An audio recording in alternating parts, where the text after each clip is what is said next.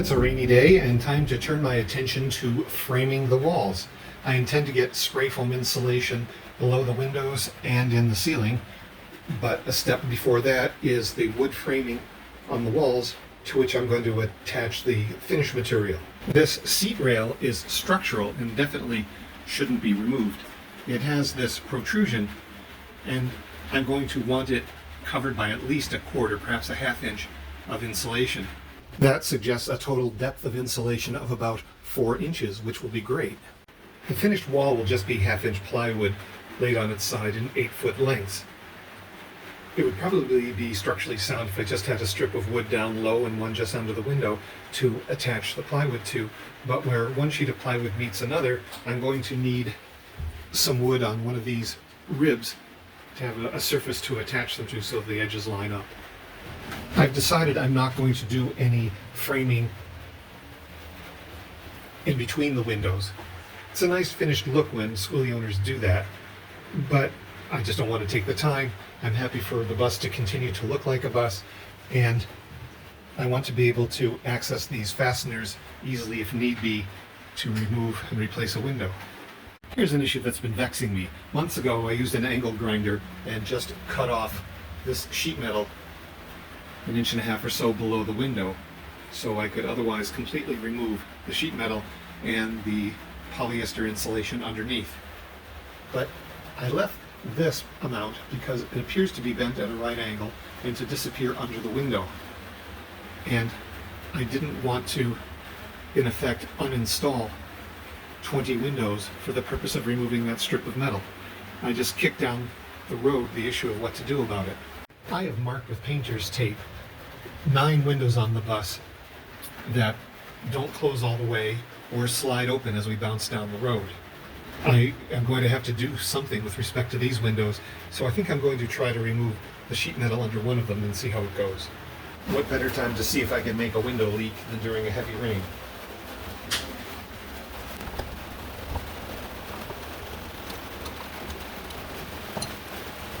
Okay, inside one, these strips run under more than one window. It really doesn't want to come loose, and I don't want to destroy the waterproof seal under each of 20 windows in an effort to get it to come out. I'm looking to put a finished wooden sill under the window, perhaps of select pine. What I think I may do is use construction adhesive to stick it to this metal, and then use wood to metal screws at each of these points to securely attach it. I have to frame around the wheel wells and the diesel intake. To avoid getting insulation sprayed onto them, I have to build something around the freshwater intake and the water heater. I've slept on it, and my latest thought is that I should shorten the height of this sheet metal by cutting this back as high as I can.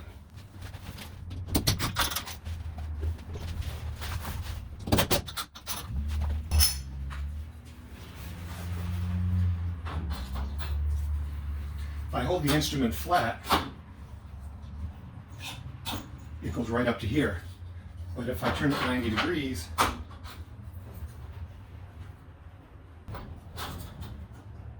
and the line is here.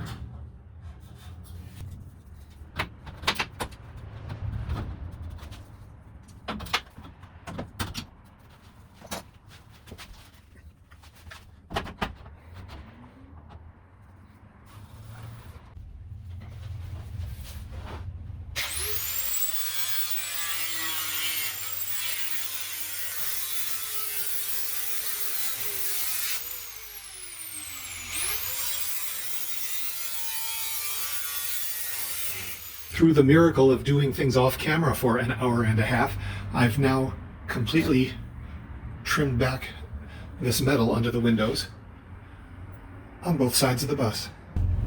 I'm thinking I'll add 2x2s to all these ribs, slid up to this height, and then later I'll add a windowsill like this, not sticking out as far as this, as the finished surface.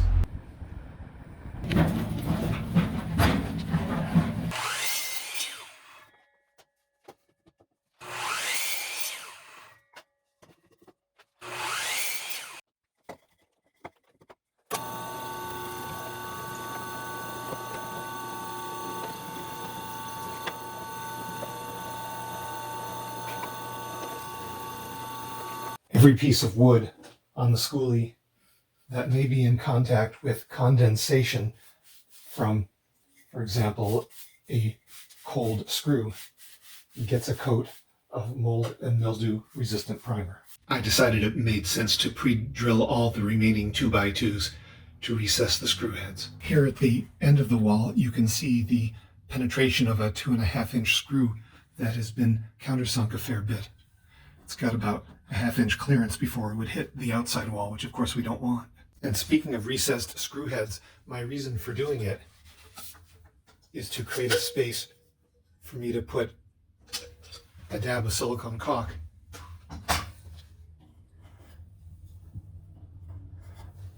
because I don't want cold on the outer metal skin of the bus to conduct through here and through the screw and lead to condensation on the screw head, which might be an opportunity for mold to grow here. That's one side done. Next, I have to cut 24 2x2s for the lower half of the wall.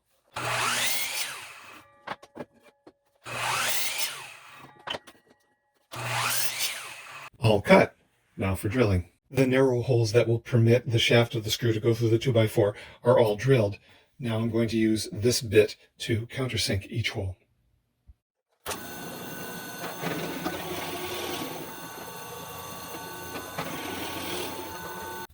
I've got the bag of 24 2x2s that are to be installed down low. As anticipated, not quite the right depth because they sit against the metal that forms the seat rail, and the 2x2s above don't. So these jut out about the thickness of this metal. I deliberately didn't paint one side of each 2x2 because I knew I would have to shave off a little bit. It may be the amount I have to shave off is no more than the width of the blade, perhaps even a tiny bit less.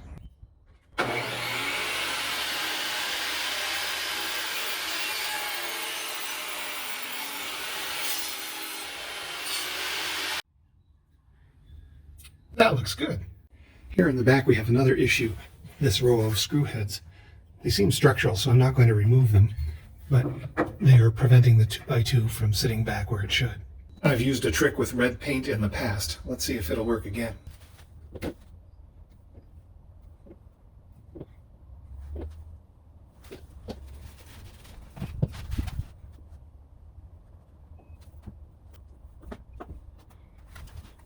No, not so far.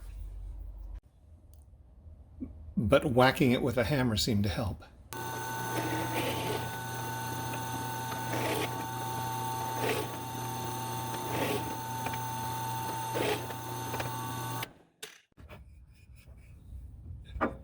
I'm closing in on it. I just need to notch for this piece of metal.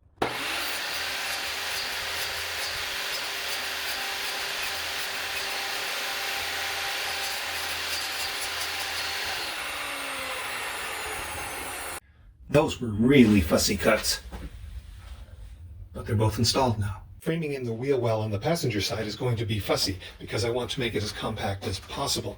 That's because I'm trying to fit a fridge in immediately behind it, and between the fridge and that bar there, trying to fit all the major electrical components for the bus, including 400 amp hours of lithium-ion batteries. And as much as possible, I'd like to use scraps left over from installing the floor.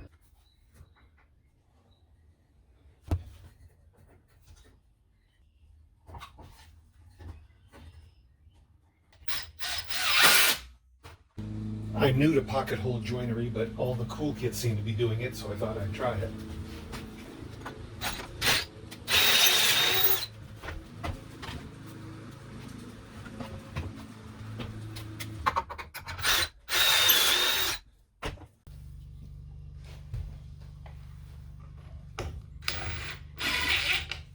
I am a convert to pocket hole joinery. One of the wheel wells is boxed in. The cover that goes across the top of it, of course, is going to wait until the spray foam has been put in place. I wish I could have built it out far enough to cover this gap, but standard kitchen cupboards are 25.5 inches deep, and I needed to leave some room to put some finished material in front of this. I used 2x2s in the corner because I'm really skeptical about screwing into plywood edge grain. It's just not that strong. That's the same reason why I put some 1x2s around the perimeter, so when the top piece goes on, there's something to screw into beside plywood edge grain. Boxing in the wheel well on the driver's side is a little bit more challenging because while there's a plywood floor to the front of it, there's none to the rear. That's where the shower pan is going to go for the wet bath. So instead I've used this 2x2, cut it on an angle, and I'm going to screw it in place here to create a place to attach the plywood. Part of the solution I came up with is to cut this 2x4 in a way that it will help support the plywood, and it will provide a surface for the finished plywood that goes across the wall.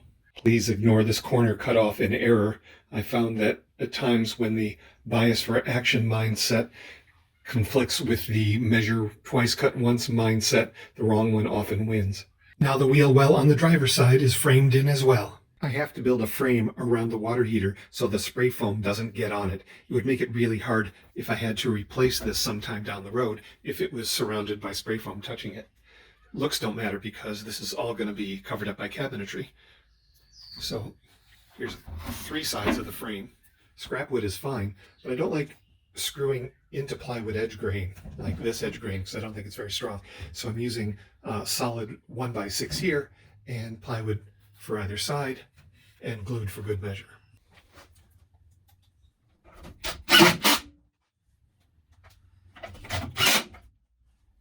On to the next frame. Creating a box for the freshwater filler is fairly straightforward. Big thing to keep in mind is to rip the wood so it doesn't stick out further than the wall. The challenge is going to be how to attach the frame here. I could screw it in from the outside, but I don't want to make additional holes in the outside of the bus. I've decided that I'm going to hold it in place with this heavy-duty construction adhesive. And I've come up with a strategy to hold it in place while the adhesive sets. Got the edges all gooped up.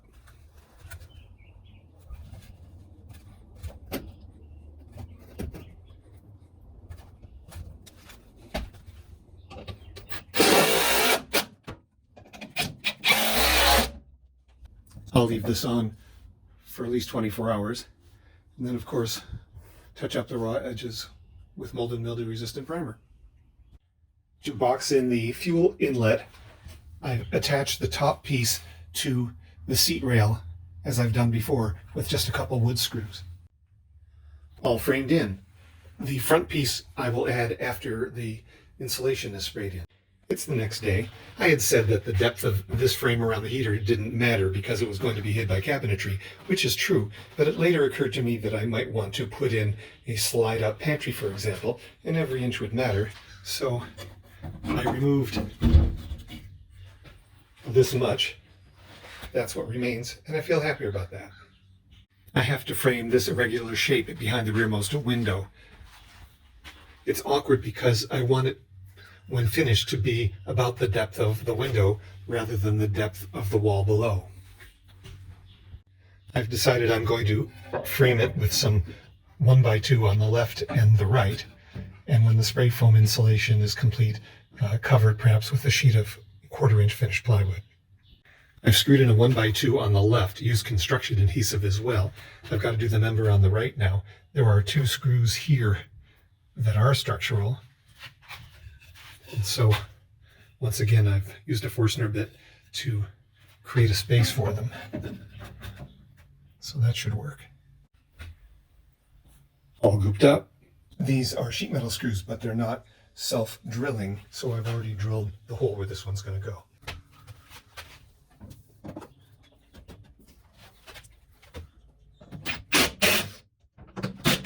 I've got the 2 trapezoids framed in, and the adhesive has set on the framing around the freshwater inlet. The final step in framing the walls before the spray foam insulation goes in is to install what I'm calling the window sill. It's 1x3 select pine painted white. I've countersunk for the screw heads because this is meant to have a finished look. For strength, I've decided to keep these screws that hold the sheet metal in place. So I've used the Forstner bit to create a bit of a recess to allow the 1x3 to still sit flush. By way of making this an irrevocable step, I've run a bead of construction adhesive along this edge. My hope is that it will create a water barrier so that if water ever runs down during a rainstorm with a window left open by mistake, the water won't end up seeping in behind the walls. All screwed in place. I've added a bit of wood filler to cover up the screw holes. Sand that down when it dries to a little touch-up, and I think the windowsill will look pretty decent. On to the next project.